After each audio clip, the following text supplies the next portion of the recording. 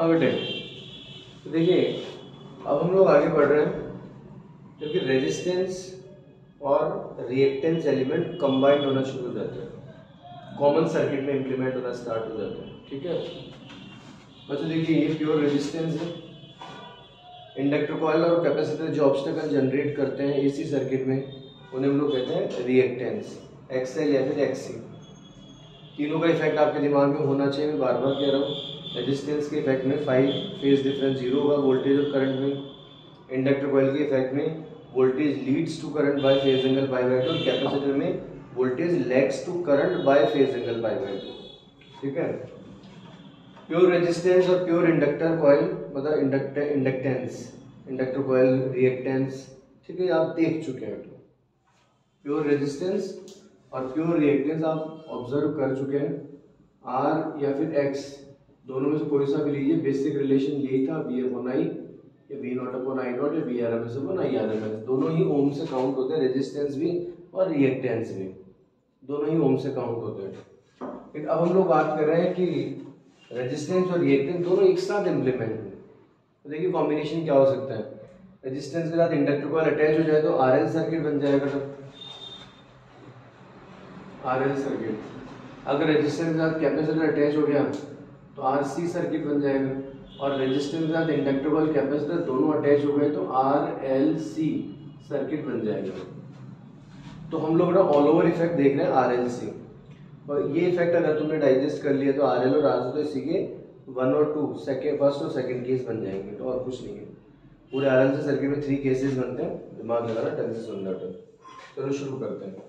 तो बेटा जहाँ सर्किट में रेजिस्टेंस एलिमेंट और रिएक्टेंस एलिमेंट दोनों एक साथ कंबाइंड होके और फिर सर्किट पर इफेक्ट बनाते हैं, तो जो रिजल्टेंट ऑब्स्टेकल जनरेट होता है उसे हम क्या बोलते हैं, इम्पीडेंस।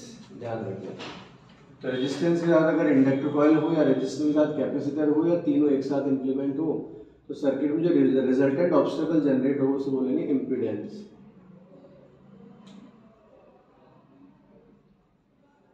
इम्पीडेंस को शो किया जाता है जेड से। तो जेड का basic relation V upon I या फिर V naught upon I naught या फिर बच्चों V R M S upon I R M S. ठीक, जेड की यूनिट क्या हो जाएगी बेटा, ohm. Next thing volt upon ampere, volt upon ampere. ये हमारे पास है जेड इम्पीडेंस। इम्पीडेंस का बेसिक रिलेशन जो होता है ना, Z is equal to R plus iota X, इस तरह से लिखते हैं। ठीक है, आर रेजिस्टेंस को शो कर रहा है, एक्स रिएक्टेंस को शो कर रहा है, जेड इम्पीडेंस को शो कर रहा है। मैथ्स में जनरली आयोटा को स्मॉल आई से शो करते हैं, पर स्मॉल जे से शो करते हैं। फिजिक्स में भाई कोई खास बात नहीं, स्मॉल आई से भी शो कर सकते हैं, ऐसी कोई दिक्कत वाली बात नहीं है। कॉम्प्लेक्स नंबर के बेस पर कॉन्सेप्ट रन करता है। अभी आपको ज़्यादा परेशान होने की रिक्वायरमेंट नहीं रहेगी, क्योंकि यहाँ पर आपके मैग्नीट्यूड फॉर्म यूज होगा। तो z is equal to under root R square plus X square, ये इस तरह से अप्लाई हो जाएगा। ठीक है, क्योंकि आपको पता है कॉम्प्लेक्स नंबर जब भी आप सॉल्व करते हैं तो आर यहाँ पर क्या रियल टर्म है, एक्स एक्सिस पर शो होगा, एक्स यहाँ पर क्या है तो रियल टर्म, लेकिन आयोटा से मल्टीप्लाई की वर्चुअल स्टेप बन रही है, उसको हम लोग जनरली वाई पर शो कर देते हैं।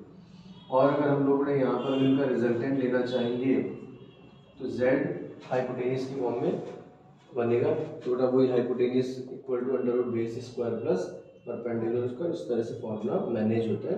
ताकि आप डायरेक्टली यूज करें, ऐसी कोई परेशानी वाली बात नहीं।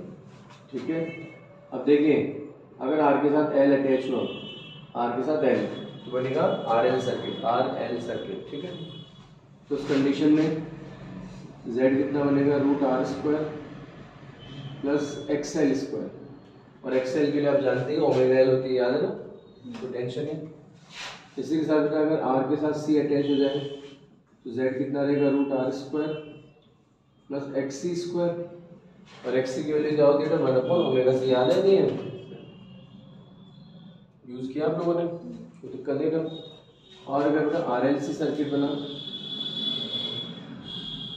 तो z is equal to under root R square plus X L minus X C square, ये कब बनेगा, क्योंकि XL is more effective than XC। इसका अपोजिट भी हो सकता है, XL is less effective than XC। तो Z is equal to root R square plus XC minus XL square. ध्यान रखिएगा। और अगर दोनों कंडीशंस इक्वल हो गए, XL इक्वल टू XC, तो ये रेजोनेंस कंडीशन बनती है। तो इसमें Z कैसा हो जाएगा, minimum, that is only equal to R। तो क्या आप खुद रियलाइज करिए, RLC में अगर XL XC सेम हो गया तो ये टर्म तो जीरो हो जाएगा ना, कैसे भी समझ लीजिए। तो Z मिनिमम रहेगा ओनली R के इक्वल।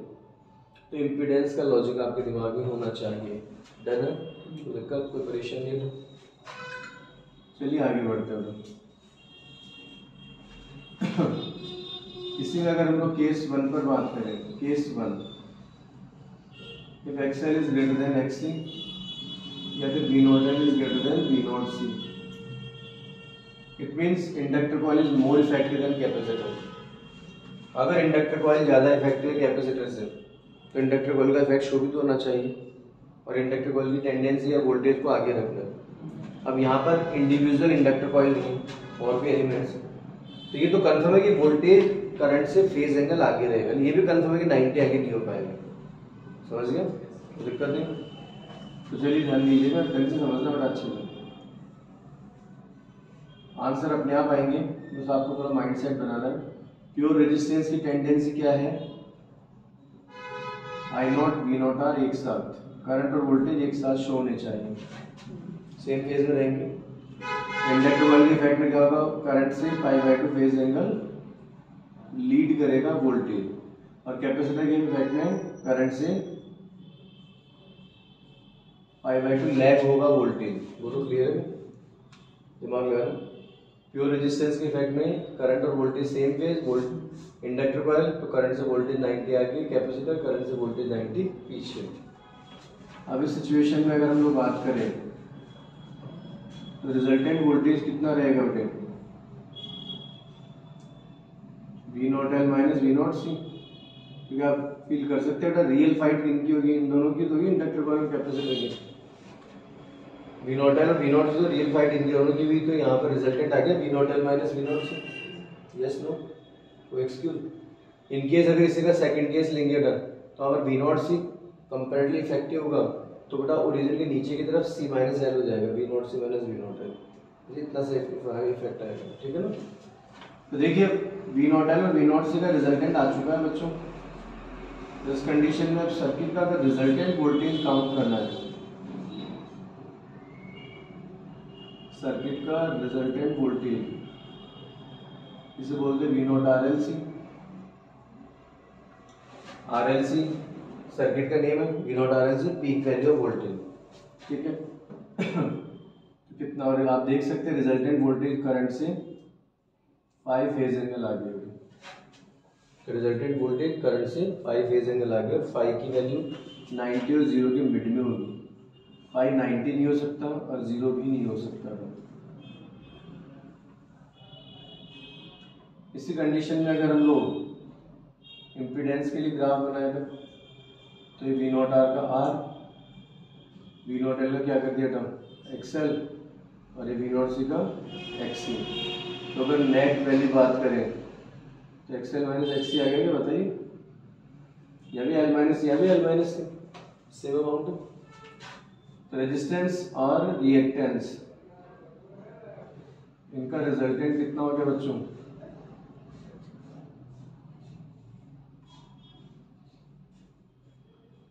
Z। आप देख सकते हैं Z की वैल्यू कितनी आएगी, hypotenuse equal to under root base square तो R स्क्वायर, और परपेंडिकुलर कितना है XL माइनस XC स्क्वायर। इधर ये है XL is greater than XC। Clear है, अपने आप आ रहा है आंसर। तो देखिए ध्यान दीजिएगा, इस सीक्वेंस में अगर हम लोग थोड़ा और आगे बढ़े तो वोल्टेज के लिए V not sine omega T, current के लिए I नॉट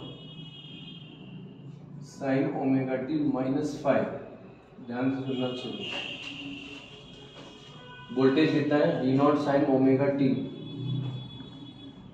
और करंट कितना है, वोल्टेज ये है तो करंट कितना है 5 पीछे ना, तो I not sine omega T minus 5, voltage से 5 पीछे, ध्यान रखो। ठीक है, ओके। अब यहाँ पर अगर मैं बात करूँ आप लोगों से फेजर ग्राफ पर इसी कंडीशन का अगर मैं फेजर ग्राफ लूँ तो देखिए ध्यान दीजिएगा अच्छे से।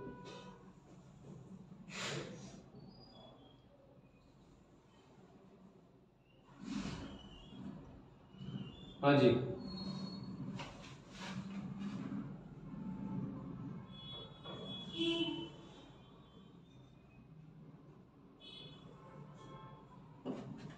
बच्चों प्योर रेजिस्टेंस आई नॉट और V not R, pure inductor coil voltage 90 आगे, प्योर कैपेसिटर वोल्टेज 90 पीछे। डन, तो समस्या दिक्कत नहीं। रिजल्टेंट अमाउंट ओरिजिन से V not L minus V not C, yes और नो?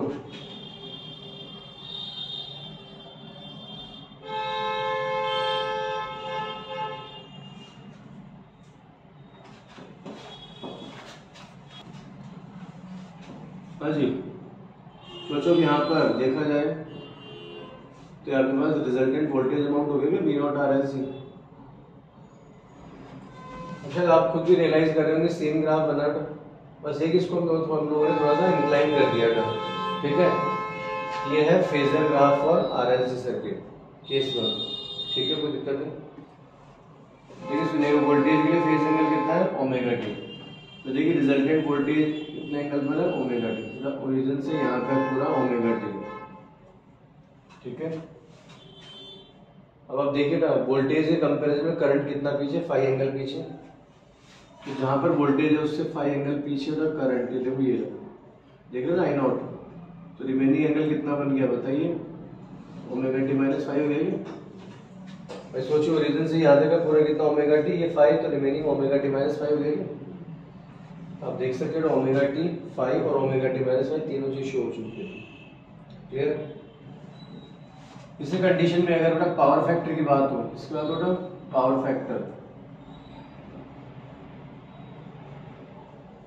पावर फैक्टर किससे शो करते हैं, cos फाई। cos फाई क्या होगा बेटा, बेस अपॉन हाइपोटेनियस।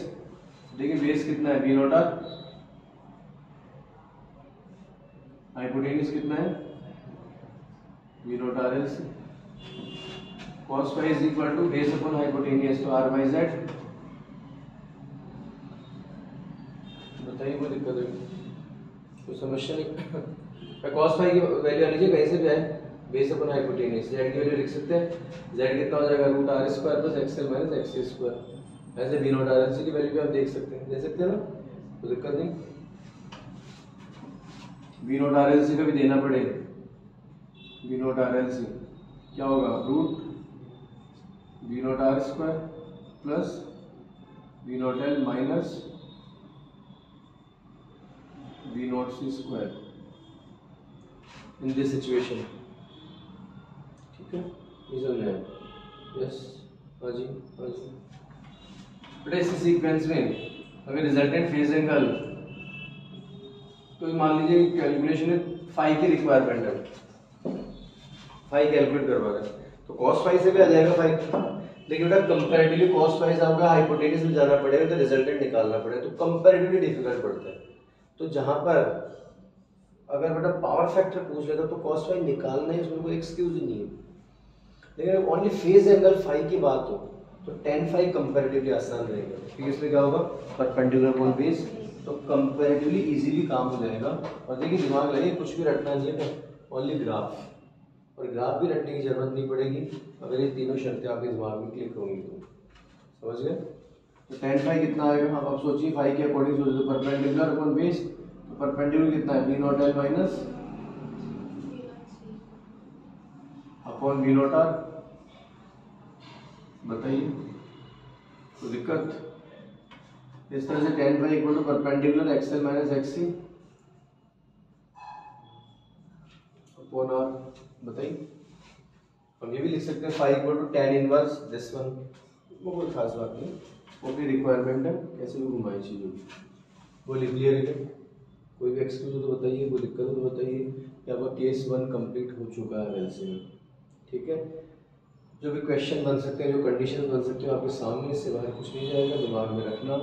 यहाँ पर इंडक्टर कॉइल कैपेसिटर से ज़्यादा इफेक्टिव है, तो इस सिचुएशन में RLC कैसा बिहेव कर रहा है? As a RL circuit, as a RL circuit, ध्यान रखिए। नेक्स्ट कंडीशन हम लोग स्टार्ट करते हैं, ध्यान देना।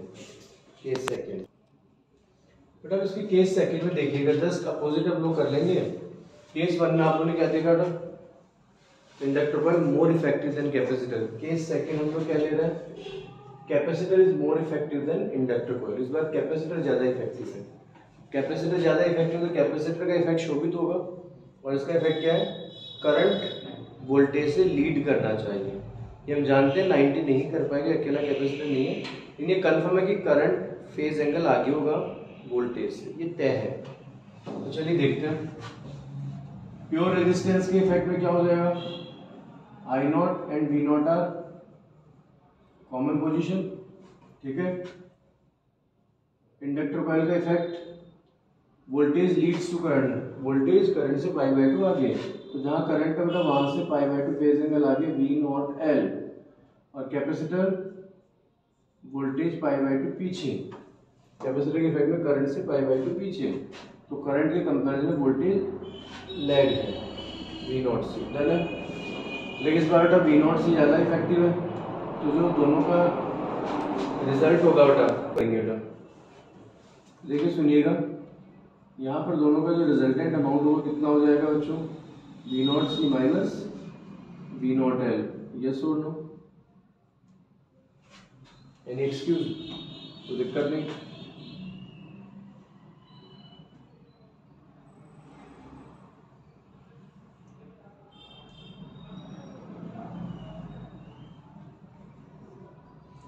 आर सी और एल का रिजल्टेंट V0 RLC, और रिजल्टेंट वोल्टेज करंट से 5 पीछे है, देख सकते हैं आप लोग, कोई दिक्कत नहीं।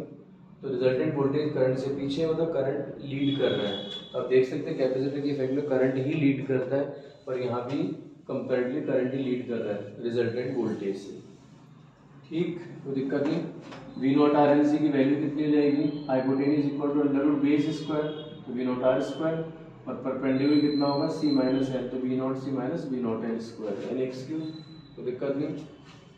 यहाँ पर आप देख सकते हैं करंट आगे है और वोल्टेज पीछे है, तो वोल्टेज के कंपेरिजन करंट को +5 शो कर दिया था हम लोगों ने। कोई दिक्कत, कोई टेंशन नहीं।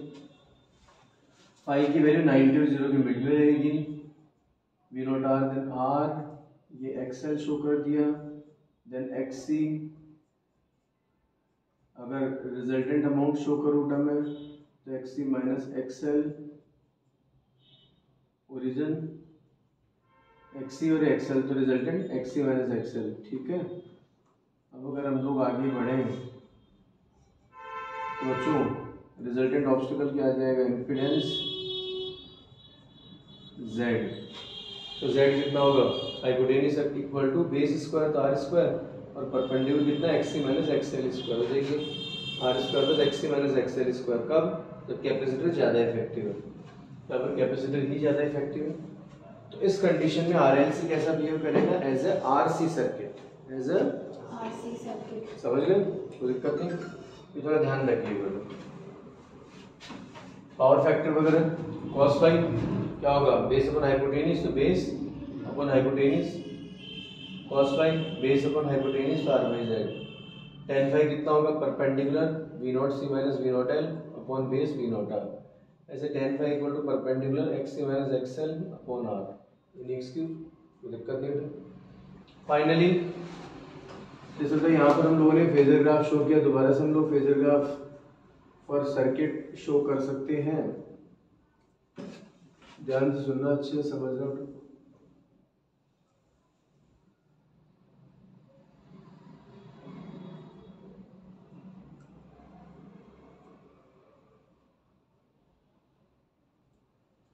रेजिस्टेंस के इफेक्ट में क्या होगा? I0 V0 R एक साथ। इंडक्टर कॉइल क्या करेगा? करंट से वोल्टेज 90 आगे, तो करंट से वोल्टेज 90 आगे V0 L। कैपेसिटर क्या करेगा? करंट से π/2 पीछे, तो करंट से π/2 पीछे V0 C। V not C minus V not L resultant हो जाएगा।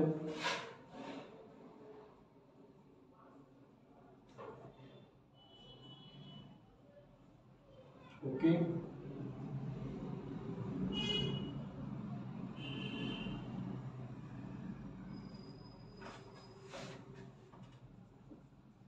जो है कोई प्रॉब्लम, ये रिजल्टेंट वोल्टेज हो जाएगा V not R L C.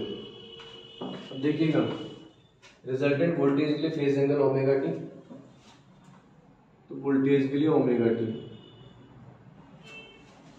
Voltage से फाइव एंगल आगे है करंट, तो वोल्टेज से फाइव एंगल आगे करंट, देख रहे हैं हम लोग फाइव, तो complete angle omega T plus five हो गया, नहीं हो गया? तो नेक्स्ट प्रॉब्लम ये बड़ा, इसका केस सेकंड कंप्लीट है। ओके तो टेंशन। तो बच्चों हम लोगों ने आरएलसी सर्किट में एक बार इंडक्टर कॉइल को ज्यादा इफेक्टिव ले लिया है, more effective than capacitor. Next case में capacitor more effective than inductor coil. अब आप देखिए, दिमाग लगाइए, तो एक्सएल क्या है? Omega L, 2 pi nu L, yes.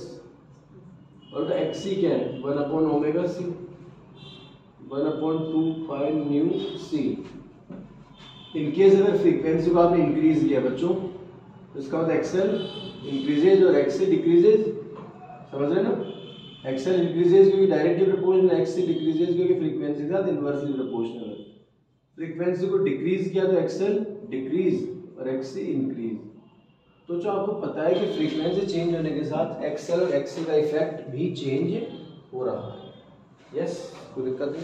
तो फ्रीक्वेंसी के वेरिएशन के साथ साथ एक लेवल ऐसा आएगा जबकि एक्सएल और एक्ससी कहीं ना कहीं एक दूसरे के इक्वल हो जाएंगे, और वो जो कंडीशन होगी उधर, उस कंडीशन को बोलेंगे रेजोनेंस कंडीशन।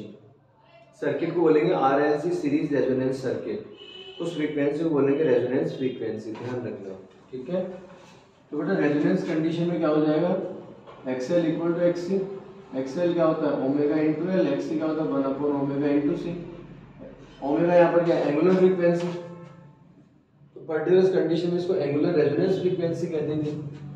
तो ओमेगा आर से रिप्रेजेंट करते हैं, स्मॉल आर सिंबॉलिकल है, ओमेगा आर को ट्रांसफर किया तो omega R square that is equal to 1 upon L C, 1 upon L C. और बच्चों एंगुलर फ्रीक्वेंसी क्या होगी? 1 upon under root L C, yes और नो? Any excuse? कोई दिक्कत नहीं। अगर यहाँ से omega equal to 2 pi nu होता है क्या? तो ओमेगा तो 2 पाई न्यू आर, यानी प्रॉब्लम ओमेगा आर क्या था? Angular resonance frequency, nu R क्या है? Resonance frequency, that is equal to 1 upon 2 pi root L C, yes और नो? न्यू आर कितना है? Omega R upon 2 pi, omega R 1 upon root L C. तो ये resonance frequency का formula आ गया, आपके दिमाग में होना चाहिए। इस कंडीशन में क्या है बच्चों? वोल्टेज और करंट कैसे रहेंगे? सेम फेज में रहेंगे। वोल्टेज और करंट कैसे रहेंगे बच्चों? सेम। तो जो ये एंगुलर रेजोनेंस फ्रीक्वेंसी और ये रेजोनेंस फ्रीक्वेंसी, धन्यवाद। अब देखिए प्लीज ध्यान दीजिएगा, रिजल्टेंट रिएक्टेंस पर बात करें तो देखो आरएलसी सर्किट है बच्चों, ध्यान दे देना फटाफट, छोटे छोटे पॉइंट है। रिजल्टेंट रिएक्टेंस, तो रिजल्टेंट रिएक्टेंस कितना होगा? X equal to XL minus XC, या फिर एक्ससी माइनस एक्सएल, कोई सा भी हो सकता है। अब जब रेजोनेंस कंडीशन है, क्या है बच्चों? रेजोनेंस कंडीशन है, तो उसमें क्या कंडीशन है? एक्सएल इक्वल टू एक्ससी, तो रिजल्टेंट रिएक्टेंस क्या होगा?